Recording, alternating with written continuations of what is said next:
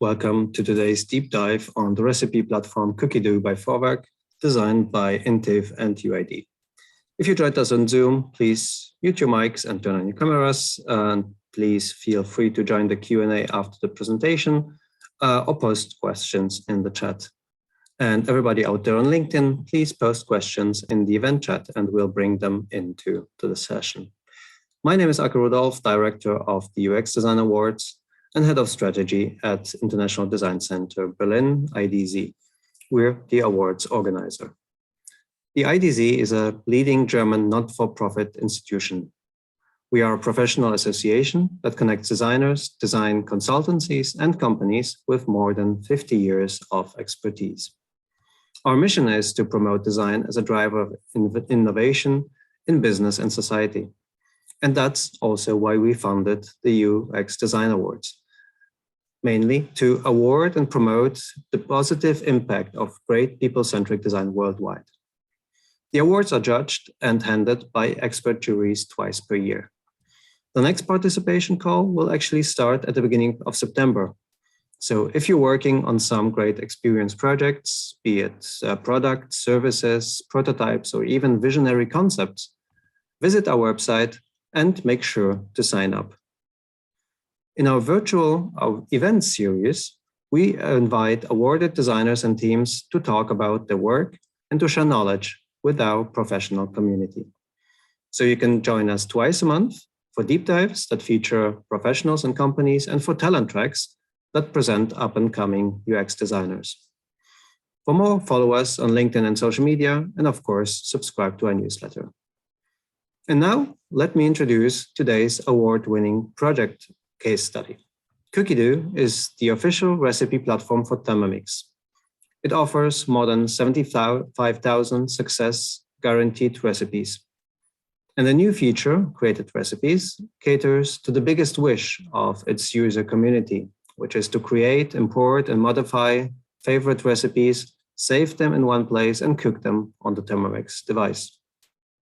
And the experience comes with a clearly structured interface, automated cooking settings, and smart weighing steps.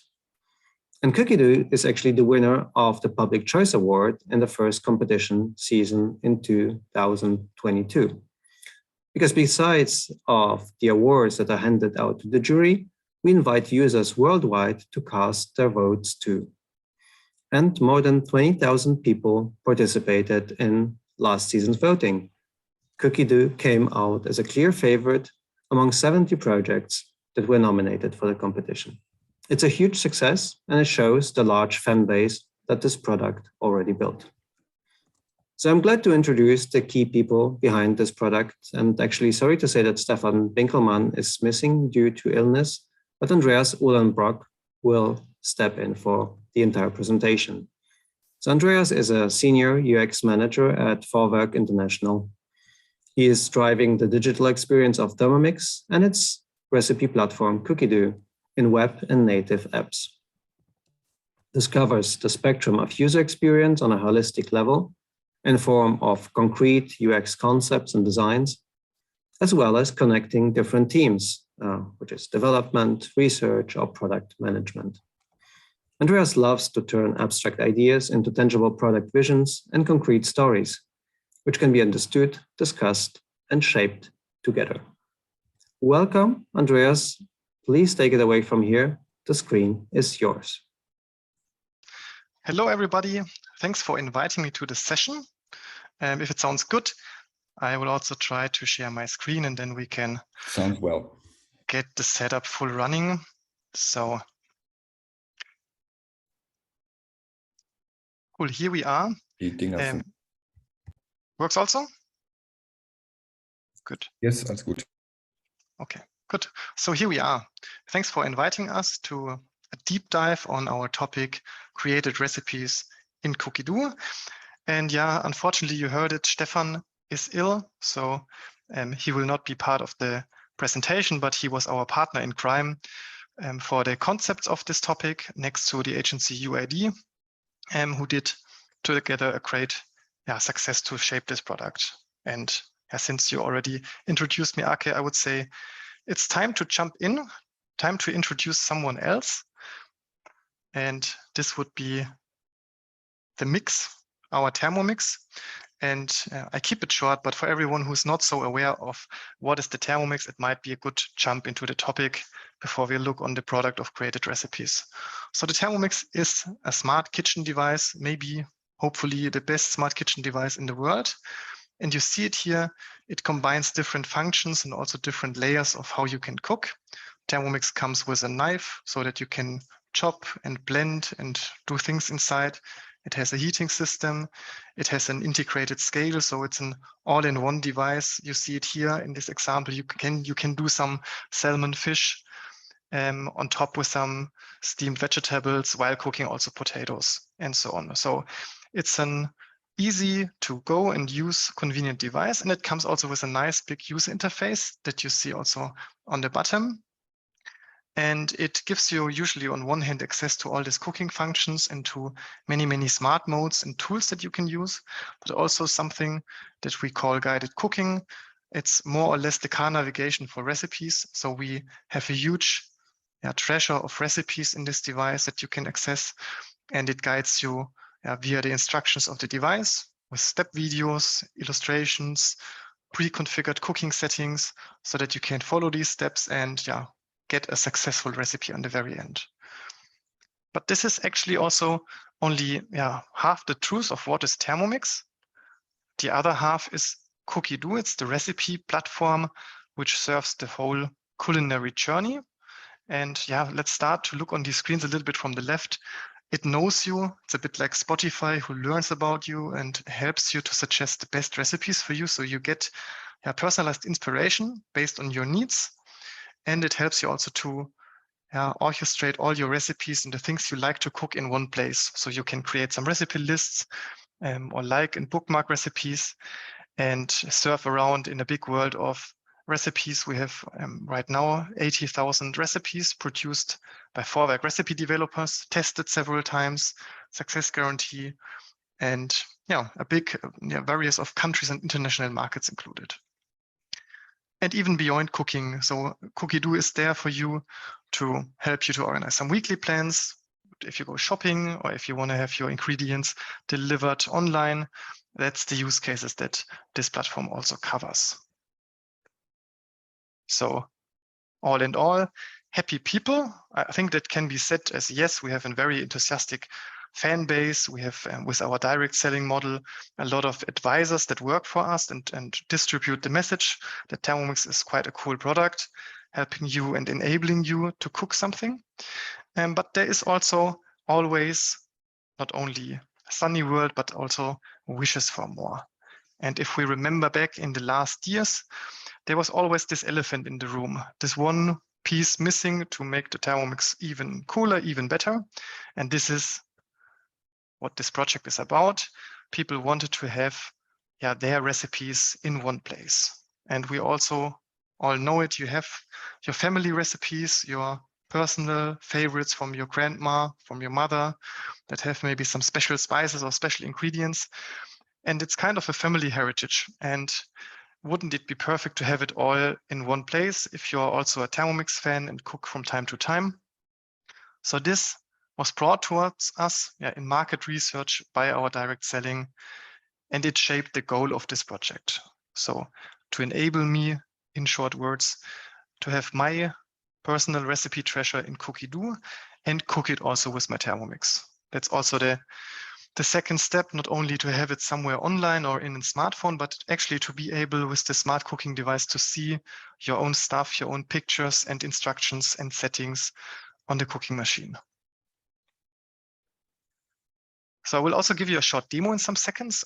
Before I do that, maybe I give you some challenges so that you get an overview of what this task was about.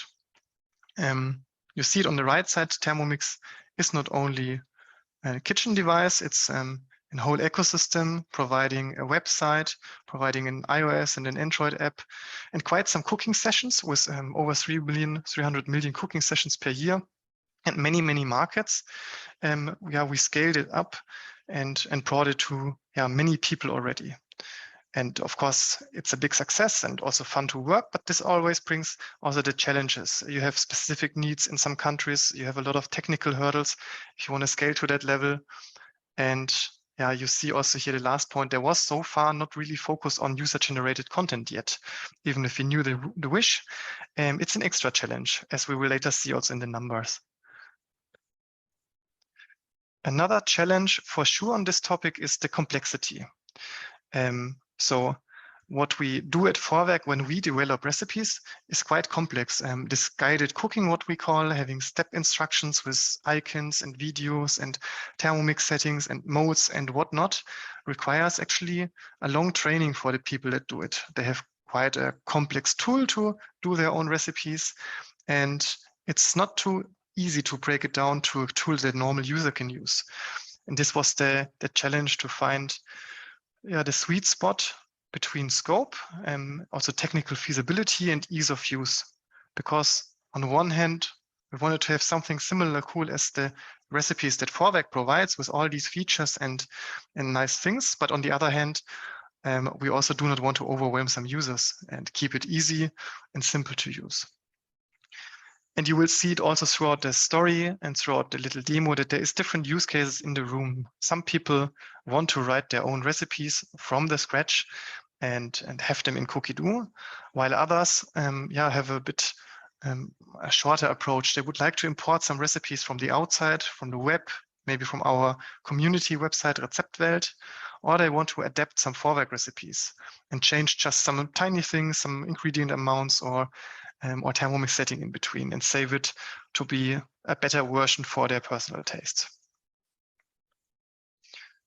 And third challenge here in the room is such a project is quite complex. In our area, in our example, we had to collaborate with a lot of different units, bringing everyone together behind a common vision. You see it with the bubbles on the right side. There is the different touch points. There's a development team for Thermomix, for web and for apps. And there's much more. There's marketing in countries, editorial content to be produced. We need to make sure that the legal and the safety side is behind what we have here planned. And that it sells also with the direct selling model. And this was an additional challenge, of course, for everyone, also for us, because during the development time, COVID appeared and changed our setup even more to a remote setup. And yeah, this might be also interesting to see now throughout the slides how this played out. But before I do this, it's time for a short demo. Before I explain also the process of how we designed it, how we did the concepts and how we collaborated, I would say let's jump in and shortly create a recipe and feel how it works. I think this will be a good enabler to ask some questions at the end. So here we are in the browser. This is Cookidoo. This is the recipe platform, which when I open it, gives me a personal nice greeting and asks me what I would like to cook. And I can get some inspiration, look on some recipes, see them with all their photos and steps and ingredients, and blend them for my recipe or blend them for my Thermomix to cook. And in the navigation, you see also an area which is called My Recipes, and that is where your own recipes are hiding and can be created. That's in general the place where I can organize my stuff in Cookidoo and choose the things that I usually like and love. And there is a sub-list, created recipes, where I can get things started and create my own one. So you see it here, there's an example added. You can also have some private pictures for your Indishun, for your recipes. And we are going to create one. I will also not show, but nice to hear there is a nice, really cool area of editorial videos that trains you, that shows you how the tool is working. But we jump in and I click the plus button to create a new recipe and we give it a try. So today we will do a strawberry smoothie together. And once I typed in the title and clicked on OK, we arrive on a recipe page similar like the lemonade that I just showed, but it's empty. So I can click everywhere. That's the mental metaphor here, and adjust things. I can click into the title and just type something to give it a different title. I can click on the picture, upload something that I prepared here. nice photo of a strawberry shake. And yeah, I don't have to do everything. It's actually optional, but ingredients and preparation steps, that's the necessary thing if I want to cook it on my Thermomix. So I click here, and this brings me to a special area where I can write down ingredients and preparation steps. And yeah, let's go. 50 grams of strawberries is the first ingredient. I hit enter, 1 teaspoon of sugar, and 100 grams of milk, maybe not more. And on the right side, I can start to write some steps. It's just free text, the whole platform. If you don't want to dive into the more difficult features, you can always just click somewhere and write. So I will write add strawberries into mixing bowl and mix 5 seconds, speed 7, for example. So this works. And this was important for us, that someone who wants to just write some text and change it, or click here and change an amount, can use it easily. And the pro features to make it then more convenient on Thermomix, to have the smart cooking settings, to have the smart weighing steps, they are also offered here behind these buttons. So I will do this with the second step, add sugar. So I can click here on the ingredients and get already the suggestions, the sugar and the milk. Something went wrong. Let's see if that's true. And mix it for, and then I can also do a setting where I can now configure time, temperature, and speed. So maybe 30 seconds, no temperature, and speed 7. And that's my recipe here. Serve and enjoy. And I'm done for now for this demo. So I click on confirm and hope that it will save. Yes, here we are with the recipe and ingredients, and I'm done. I can now go to my Thermomix. But before I do that, I show some more things. Show also the second case. For example, if I take any of the Vorwerk recipes, let's really go for the lemonade, which exists already, and I want to change something, I can also find a prominent button, add to created recipes, and it imports it into this editor where I can apply some changes. So within some seconds, all the smartness of the recipe with guided cooking and the cooking settings come into this editor, and now I'm able to change something. So I can click somewhere and change this Thermomix setting from 2 seconds to 3 seconds, and make a save, and then it's mine.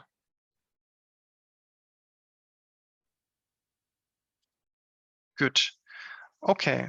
I think it's also important to know, that's the last thing that I'm going to demo, is that created recipes is a feature that is fully integrated into the whole platform. This means, I showed it in the beginning, we have a weekly planner, we have a shopping list. I can take my own recipe, I can add it to my weekly plan, I can add it to my shopping list. And if I use any of the features to see what am I planning to cook, or what are my ingredients, if I want to order them online, or if I want to go into a supermarket and shop Vorwerk recipes and my own, they are deeply integrated and I can use them. So that's the nice part. And here I stop with the demo and continue with the presentation.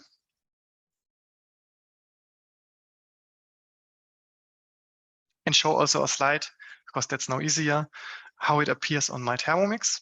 So in this example of the nice strawberry milkshake, I would be able to open also the My Recipes lists on the Thermomix and find it there, have my photo, have my name on it, and be able to go through this recipe step per step, however, what I have written. And these little green underlinings that indicate that here's a smart element used, they also appear on the Thermomix, and I can click on them, or I can click on the icons we have on the bottom for the scale and for the cooking function. And if I took the effort to do it like this, everything is preset, and a screen like the right one appears, 20 seconds, speed 7 is the right setting, and I can just start the device. This is then the convenient situation.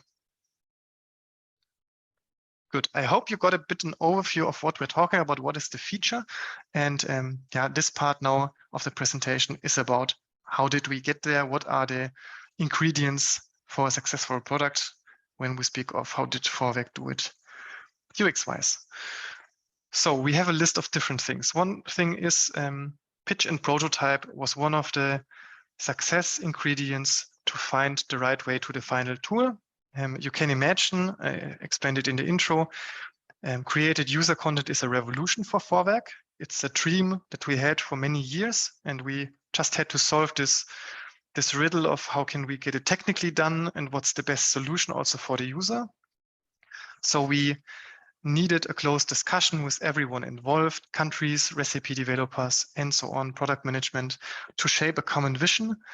And this works best if you start and do something and get away from the abstract discussion and prototype something. So we had from wireframes to first prototypes to really far ambition prototypes, a lot of things. And we were able to learn not only in the company, but also bringing it out to first forms of user research. So we had market research in form of focus groups and other user research that was more direct.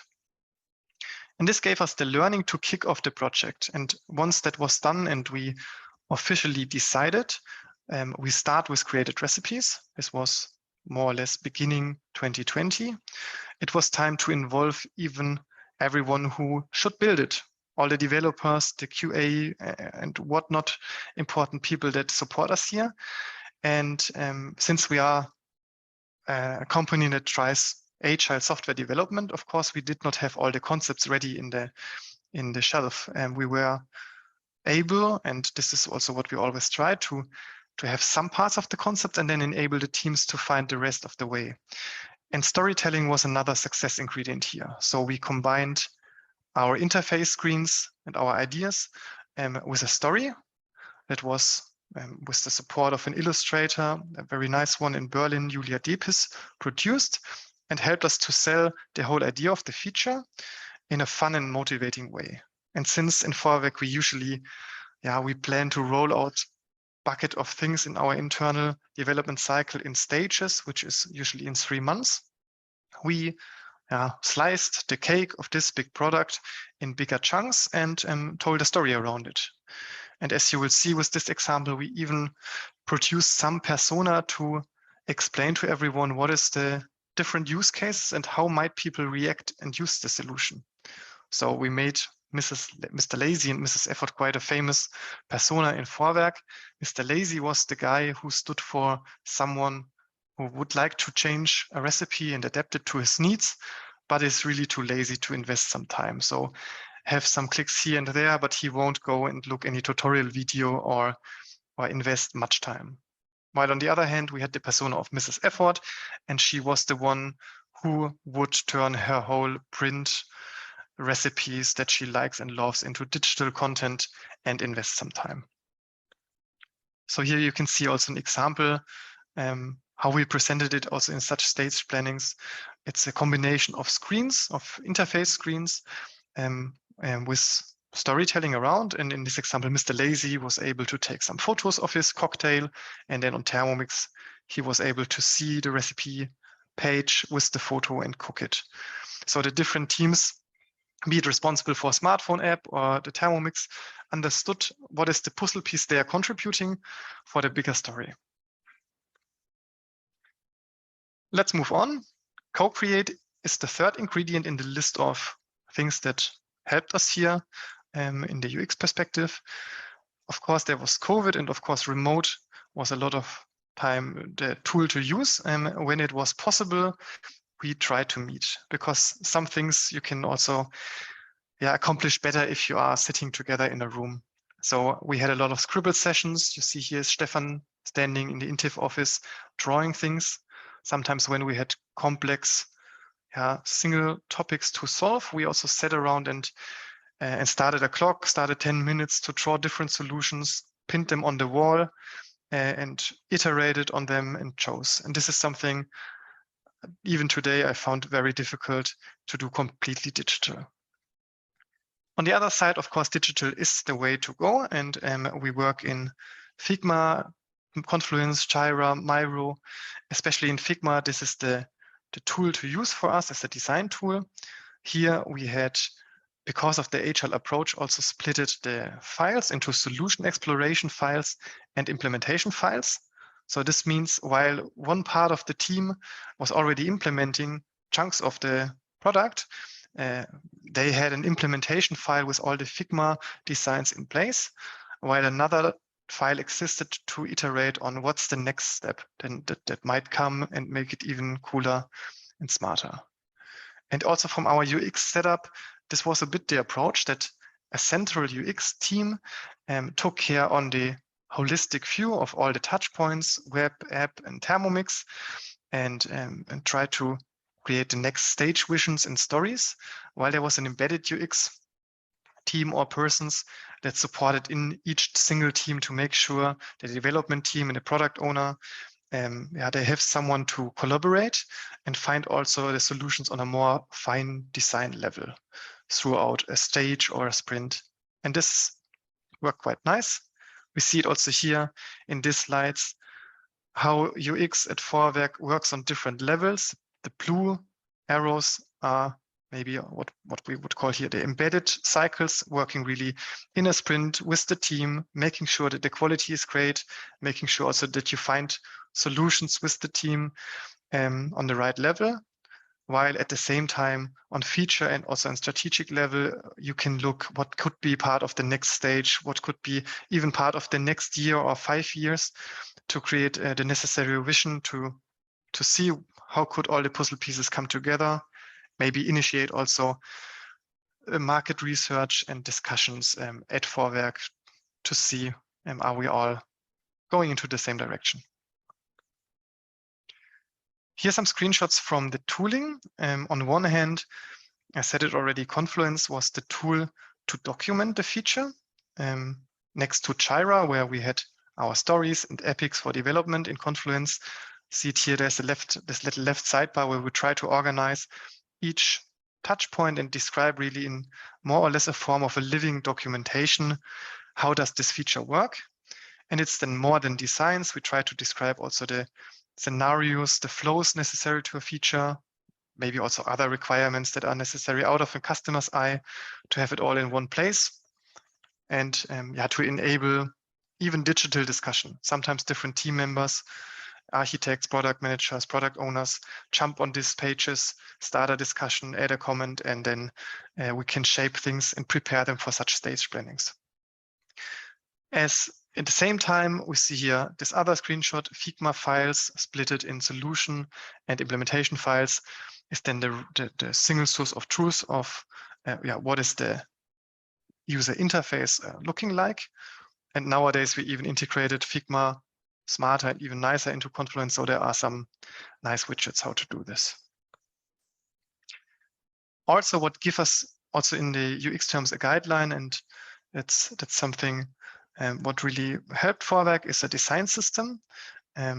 It's called Vorwerk Fiber, and it helps us to have a consistent experience through all our digital platforms and some guidance around this and also some toolings. So the 3 design principles that we try to establish is human, relevant, and easy.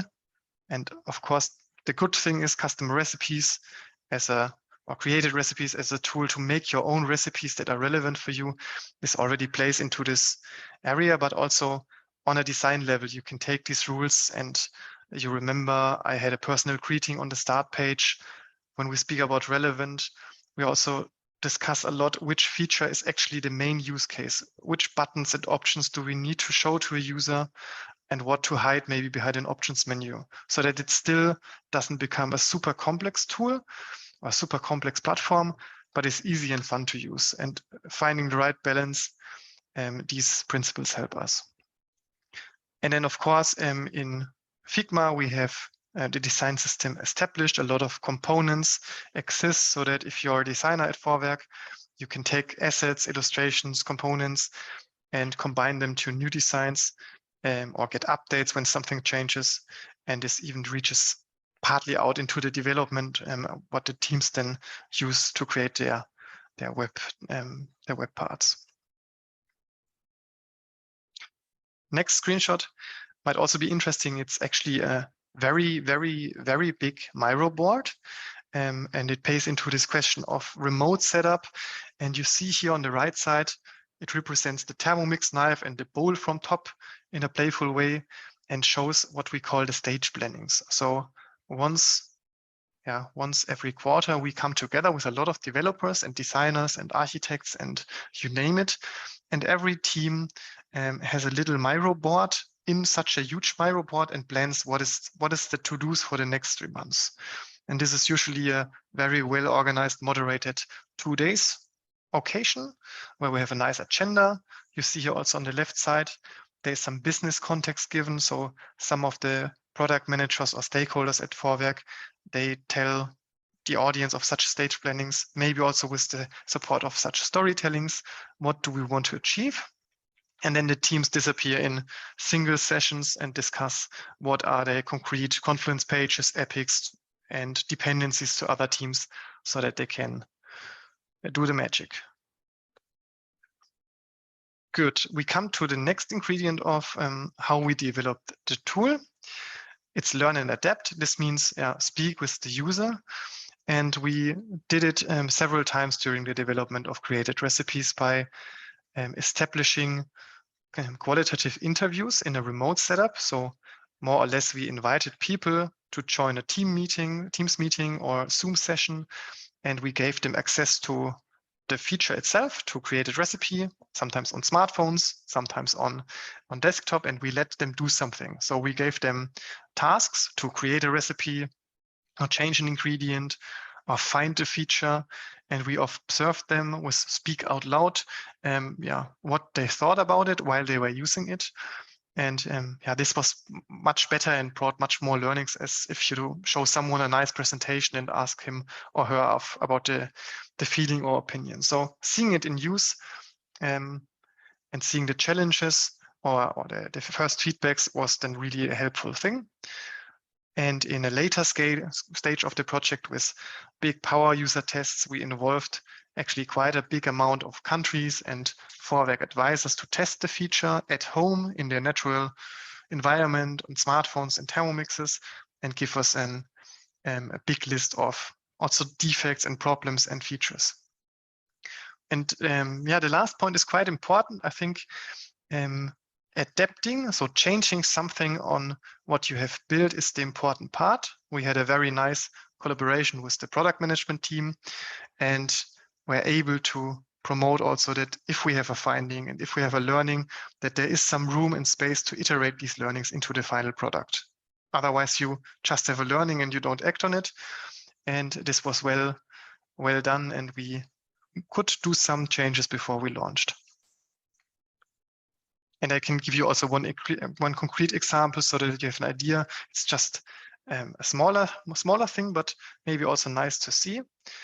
In my demo, I added some ingredients. So there were these ingredient input fields. And in the very beginning of the project, this ingredient field had a placeholder text that was called add ingredient. And when the people in our interviews used the feature, they just typed ingredient names. So they typed potato, milk, sugar, water, and whatnot. And when they later tried to cook the recipe, they wondered, okay, how much is it now? How much water, how much gram? I didn't think about it when I wrote down the recipe.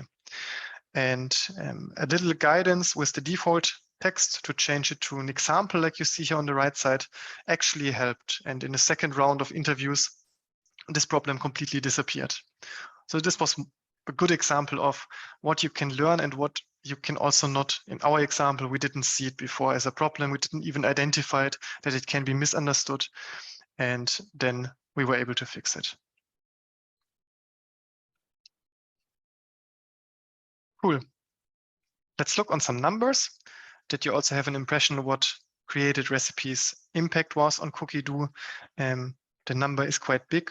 If you compare it to the before number, we started with 80,000 recipes from Vorwerk, and right now we have over 6 million created user recipes. So that shows there's quite an active community doing things and creating recipes. It's 12 recipes per minute if you break it down to a normal timeline. And we can also learn from this and see what are people changing, what are they changing on the Vorwerk recipes, which recipes are they adding, what are they maybe missing. And yeah, we see also here change is strong. Right now, still the bigger case, what we have learned with Mr. Lazy, that you can click somewhere and change a Cookidoo recipe or a recipe of our community Rezeptwelt and bring it into Cookidoo. This is the big chunk right now. But it's also to keep in mind just some clicks away and then you have done it, while it's just more effort to write a big own recipe on your own. So like everywhere in the internet, when it's about content production, this is the smaller amount, but we see also people enjoying this, and it's very interesting to see how are they doing it. And yeah, last fun fact, Sunday seems to be the most active day, not only for cooking, but also to create recipes. And this is what we can see. And of course, we asked users, we get the feedback from the markets and from direct selling. People are happy, they like the feature. They cope also with the complexity quite well. And the wish or the list of things we should do is a list for new features. Also, something that we had for this project, at some point you need to go out and you need to bring it to the people, even if there is more wishes and if there's more functionalities that you have not solved.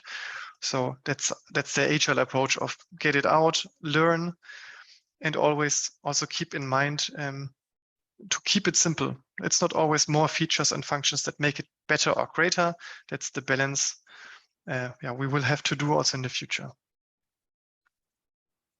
Some learnings, maybe good to share also what we learned at Vorwerk about such a project.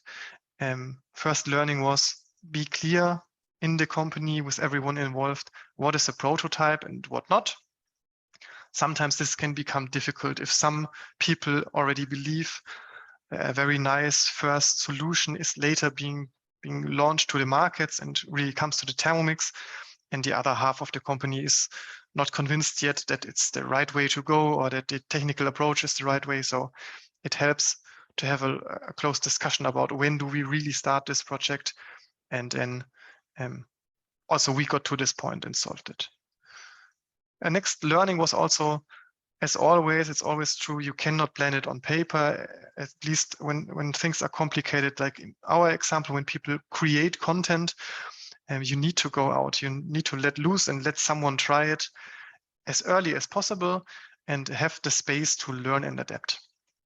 And adapt, I told it, you need to be able to adapt. And this is why the third point comes into play. It counts what the whole team ships later as the product. So what you really get in and bring to the customer, it's not so important that you have more ideas or that you have nice designs that would even look nicer.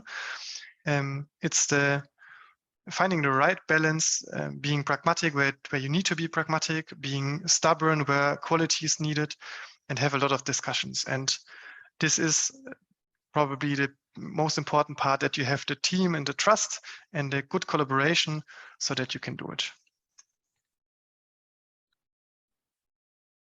Cool. Here we are, Mr. Lazy, Mrs. Effort. They are exhausted now. And thanks for listening. Now I think we go and have a look around questions. And I stop the sharing.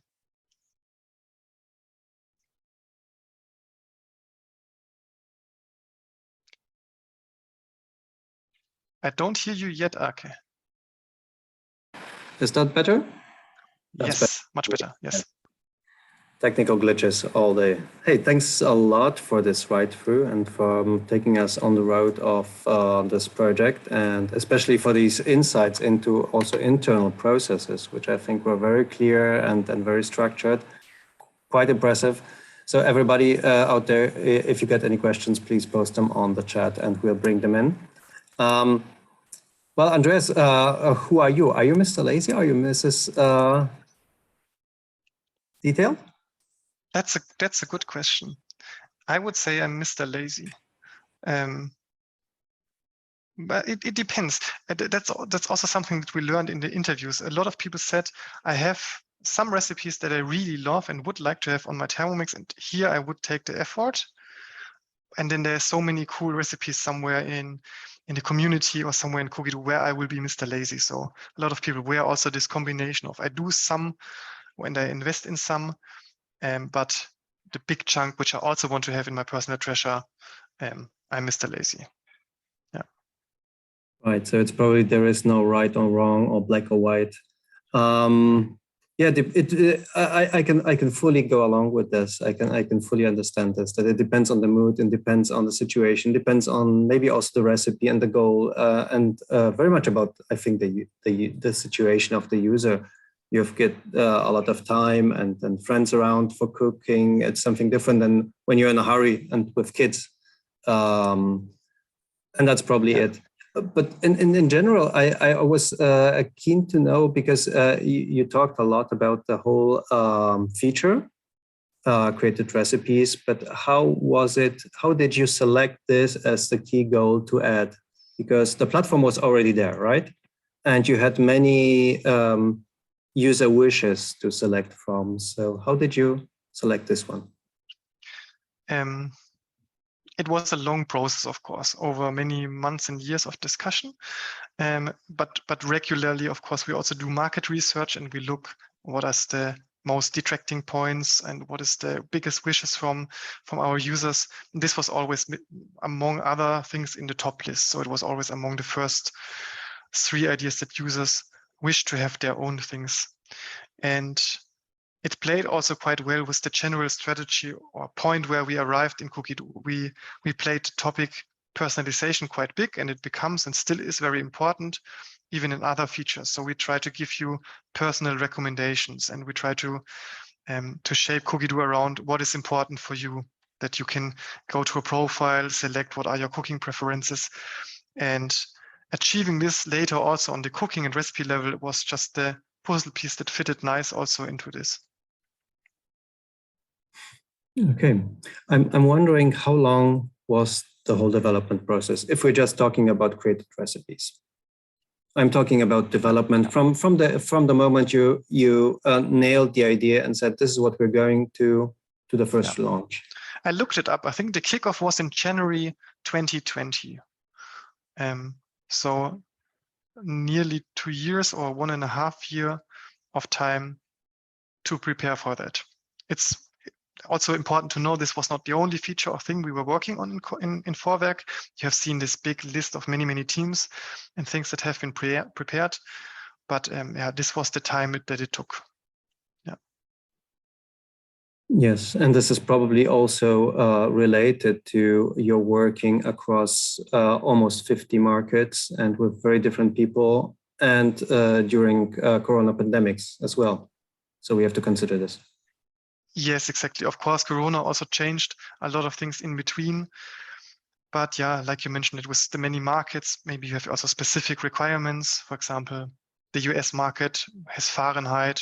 We have Celsius. So there is a lot of things sometimes that you don't see on first glance to really make it possible to launch such a feature. Right. I think before we go in much deeper, also there is a question from Pranvi, whether you had or faced any accessibility issues, especially when we're talking about working across so many different cultures.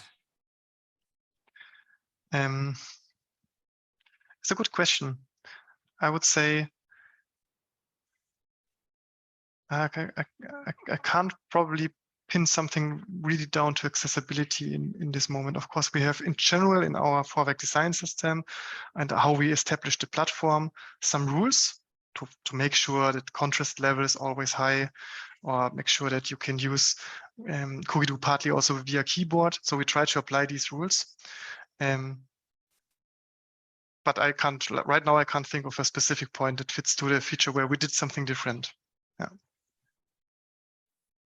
And you described by far and wide how this was an agile approach, and I think I'm really thankful for you that you opened your your books so wide and showed us so many steps that you've taken internally.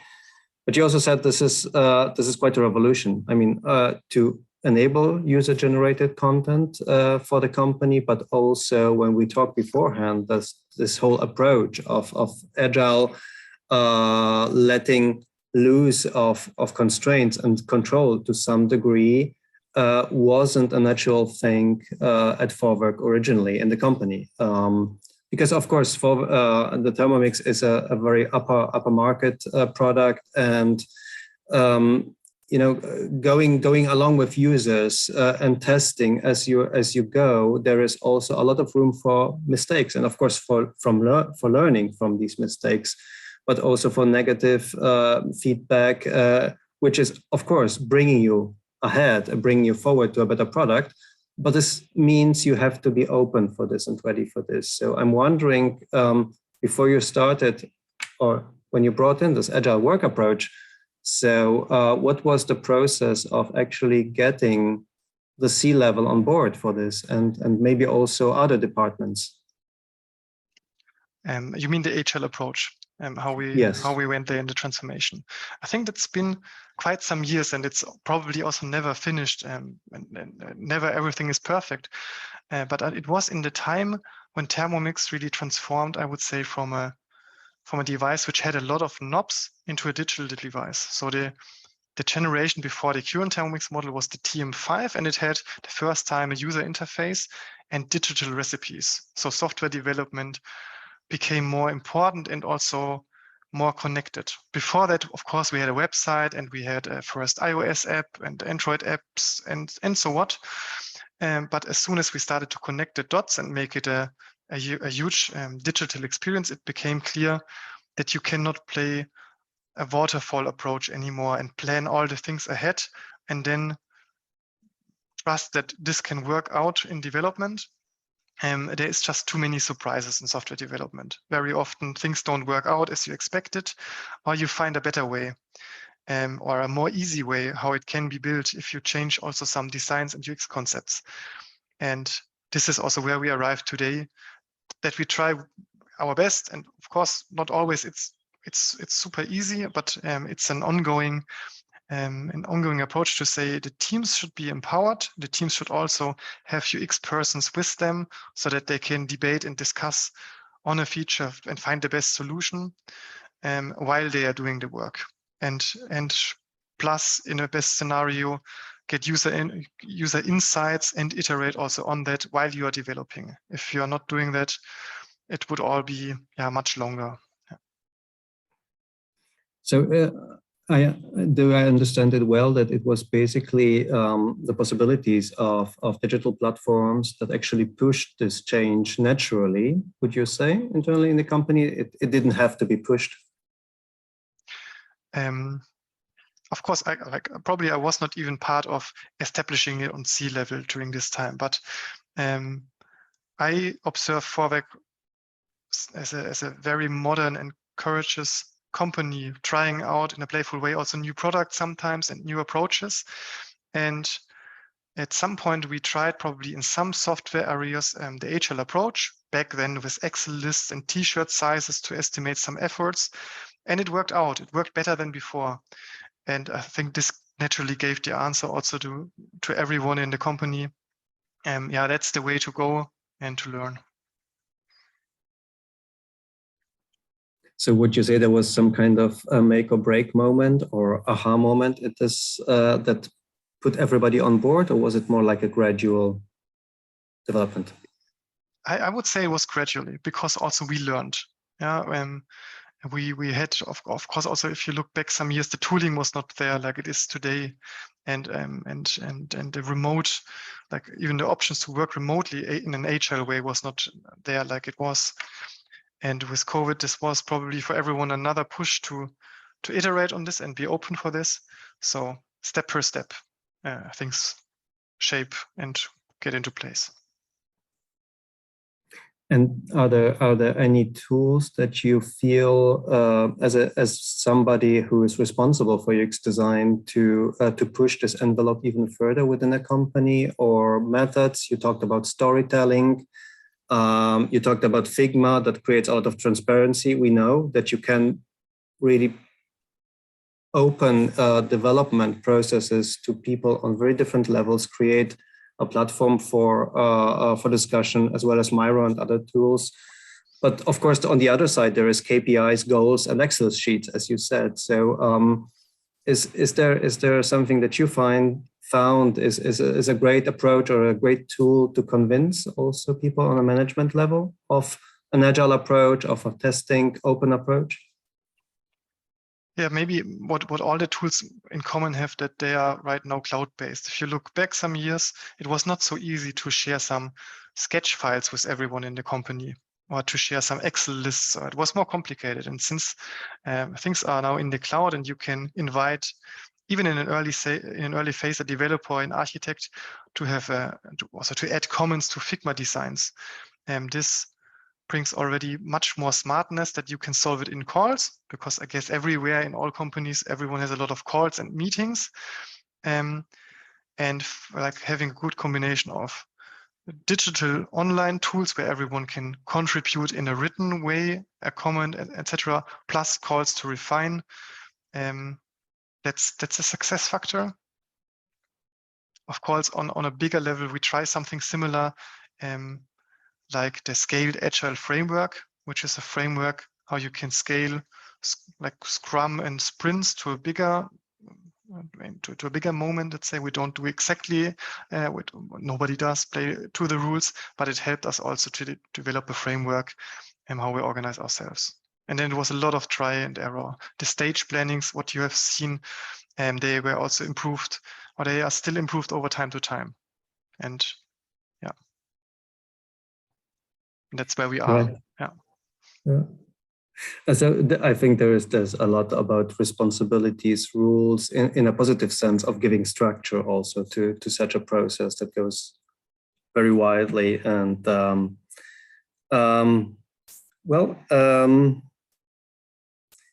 I was wondering actually, beyond this whole internal processes, let's go into development a little bit. And I think that it was a big challenge to develop this product across so many markets and so many cultures. So it was surely also a challenge, but I'm wondering, what did you learn from this, and what did you take out maybe from this very large project from your point of view? Yeah. Yeah, because probably that the common vision is the important part to get forward. In our example, with the different touch points involved, the Thermomix, there's a Thermomix development team and app development teams and web development teams. They had huge dependencies to each other. You plan a recipe to a shopping list, and then on a smartphone, it should appear, or on the Thermomix, something happens because you do something on a different touch points. Even maybe within seconds, you do it on the one and it should appear on the other. So this required that people and developers and product owners go outside of their individual development team and speak a lot to each other and understand what's the target. So why I am doing this little part here now, and how does it contribute to something else? And this is probably where I would say big learning is shaping a vision and telling it and finding a way that it does also not become super expensive to show such a vision. Because if you try to produce a super prototype that shows everything, you are back in waterfall. And this is why I really like the idea of storytelling, and will probably use it, or we will use it for more projects in the future. I'm wondering if you can share with us if there is something that really went wrong in this process, and how did you adapt to it, or how did you come over it? Yeah, the good thing on this project is it's a digital product, so we can change things. And I don't know if I can really name a concrete example, but with the tests we did during development, we also realized when we did big mistakes. And for example, people wanted to use the smart cooking programs. We call them modes. If you do some dough or something on your Thermomix, this is something we heard quite loud during the interviews and during the research before we launched, but we were able to act on them. and bring it into the product or bring it afterwards. So that happened also, that we keep on improving it and ship something. Yeah, and the rest, I think there was not a big mistake. I told it in the learnings. Of course, there were difficult moments in the product, in the whole project, to bring really everyone behind it. Sometimes people are also against an idea out of good reasons, and you need to discuss and debate and find also the right spot when you say, this is now not prototyping anymore, let's really make it official. Can everyone commit and agree to it? And yeah, this was not an easy phase, I have to admit. As I said, it was quite a long time until we arrived there and we had, let's say, found the right idea how to do it and then started it. Yes, and of course, if you start getting 6 million recipes and hundreds maybe per day, that becomes also a challenge to manage and to track, and also to track user feedback or how people behave on the platform, how they use it. I'm wondering also if there is a big challenge of connecting websites, apps with external recipe platforms and a physical product all seamlessly. Can you shed some light on that? You mean to connect them or to track the usage? No, I mean like to create a seamless experience across physical and digital, very diverse platforms. Yes, exactly. Also true, because different technologies are used in all the solutions. There's partly native implementation in the Thermomix, partly we use also web views. iOS and Android are separate developments. So on a technical level, it's a challenge also to be able to scale it up to such a big amount. And also the import function, so that we are able to import recipes from the outside, from our own community or from other partner websites maybe. It requires to interpret such recipe websites. Not every recipe website is written in a way that you can say, this is the picture, this is the ingredients, and this is the steps. So there was also quite some effort invested to be able to digest outside information and then import it correctly. And this is not only a technical issue, of course, because you're talking about millions of people or hundreds of thousands of people. So there is a lot of room for error and different ways of expression. So I'm wondering if you also used technology to somehow create like a joint level of information that people can input or assist people, perhaps by machine learning, text recognition, even speech recognition. So how did you try to make it as easy as possible and as easy as possible for the system to integrate? I guess there's two aspects on it. One is, some of these more advanced technologies are also in use, and I hope they will also improve. So when you import recipes from Cookidoo and change them, we also apply natural language processing rules to recognize ingredients or do things to make it as easy as possible for the user. And this is an area where probably you never reach the moment where you say everything is now so super smart and so super automated that it just works like a charm. But step by step, you can go into this direction and support the user. Also to support someone, this might be a future idea, to find the right ingredients for his recipe or to find the right recipe cooking setting. Right now we support as far to say we support you to avoid that you can add a cooking setting that is dangerous or that does not work. So there are some rules in place, but we never arrive probably on the moment where all the dreams are fulfilled. And the second point I want to mention, what I also see is important, is you also need to give some freedom. At some point we realized people just do what they want to do. And that's also good. We have a very structured way how in Vorwerk we think recipes are the best, how we write recipe ingredients and the steps, and probably that's also really a good way. But observing people in user interviews, some people just upload a photo and they are happy. Or some people just don't need an ingredient list because they know it by heart. So there's so many ways how you can write a recipe where we say, why should we force you? Like, you are the user, you are the customer, you should be use the tool how you would like to use it, and we try to make it safe, and we try to explain to you that the responsibility of your creativity, of your creation, is at yours. Yeah, that's a very valuable remark, I think, because we are always talking a little bit from design to people, company to people, technology to people. And in the end, if you don't let people do, then you probably won't get surprised, and you won't find even fresh new ideas that you would never think about yourself, right? And you also said that there's, of course, there's a little bit of an ecosystem in the whole application, that there is a shopping list, that there is a weekly schedule, etc., etc., etc. So can you tell what people use most, actually?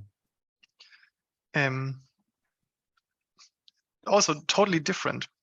What people use, what people use most. Of course, the core of the essence is cooking with the Thermomix. So it's true, if someone has a Thermomix, usually they cook. Some people cook freestyle, and they really use the smart programs and the possibilities directly at the device, while others enjoy this guided cooking, the recipes and the easiness. So being guided, and even if you're not a great cook, to achieve something. But if we start on the whole journey, like if you start to think about what should I cook and what's the best dish for me, it starts with inspiration, it starts with personalization. So I see this is appreciated a lot, that people get good suggestions and do not lose themselves in a search with thousands of possibilities. Sometimes that's also what you want. You want to do potato soup and you look which are the best ones, but sometimes you have no idea.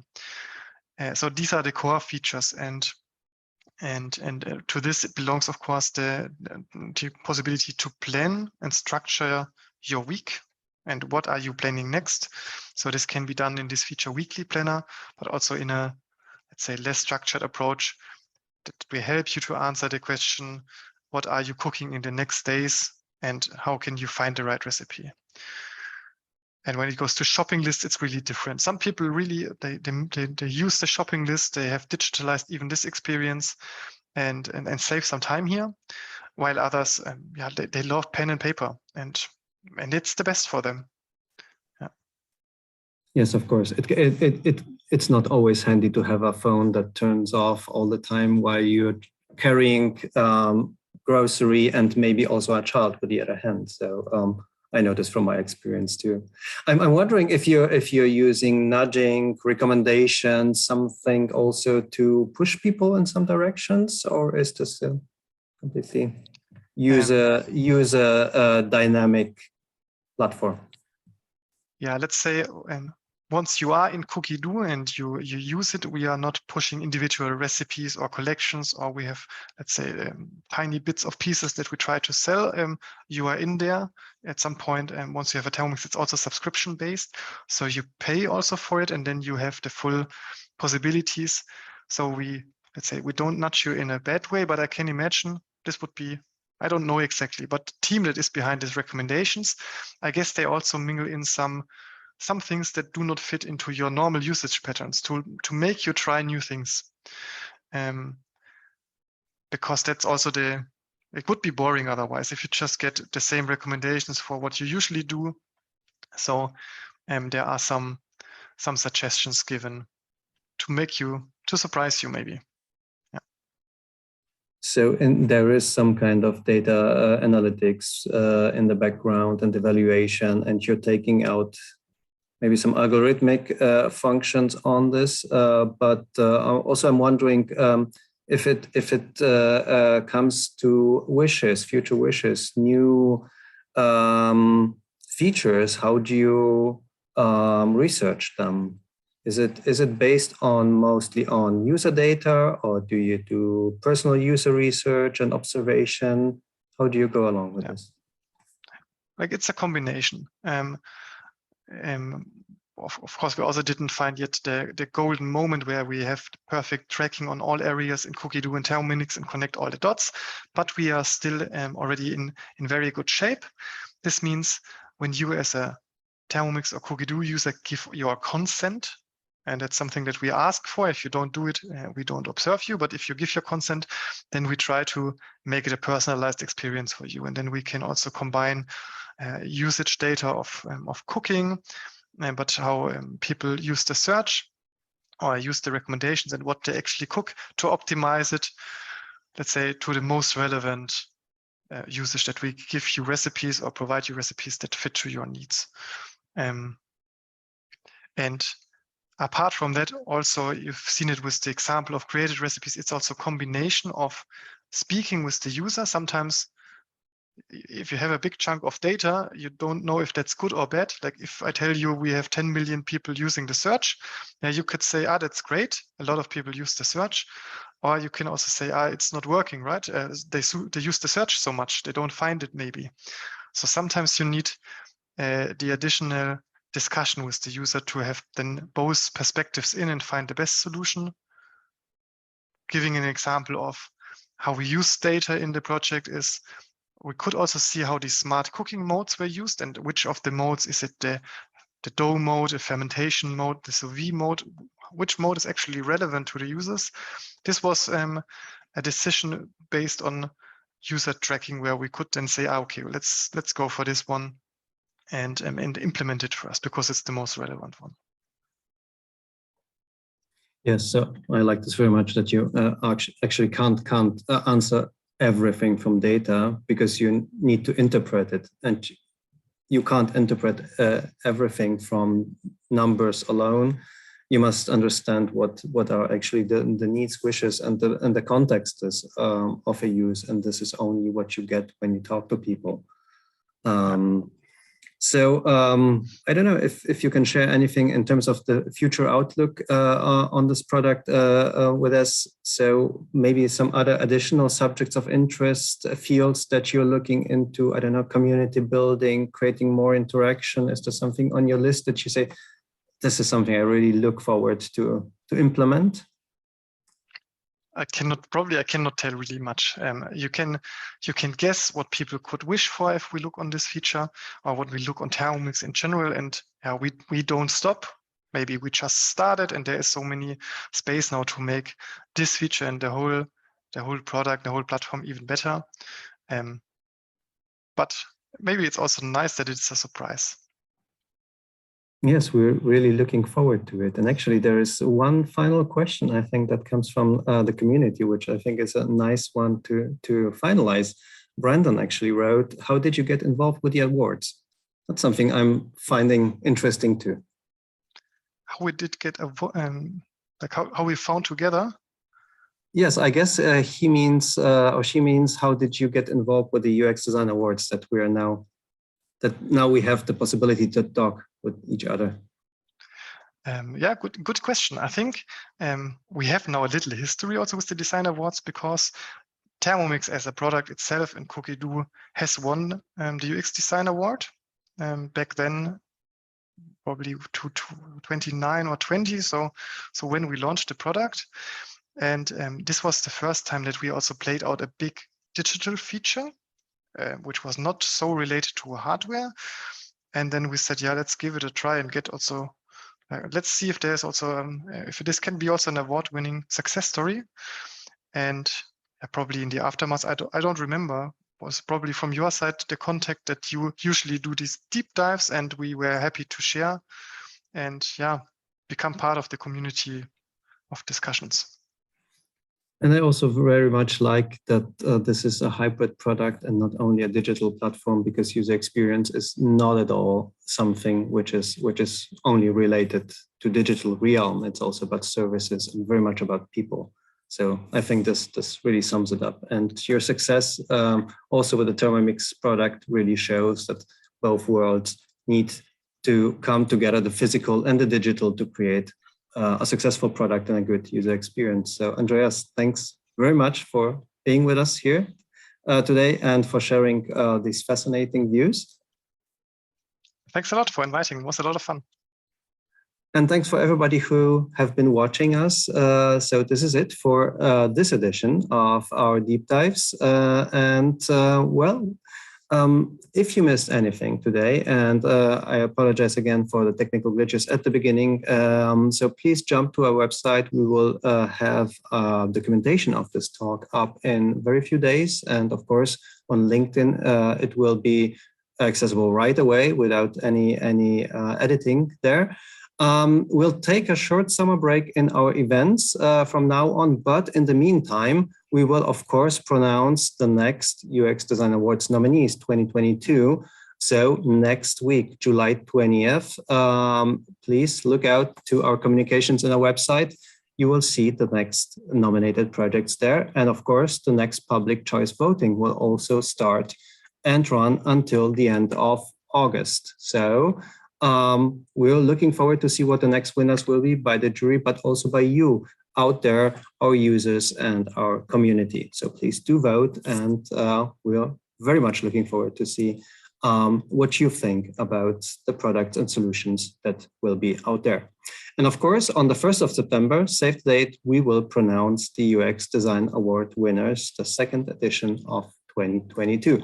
So the next series of deep dives talent tracks will come shortly after that award session. It's exciting weeks ahead of us and the jury and of course all the nominees. And so stay with us. I hope to see you very soon again. Have a lovely day, morning or evening, wherever you are in the world. And bye-bye. See you soon again. And thanks a lot for watching. Bye-bye. Ciao, ciao.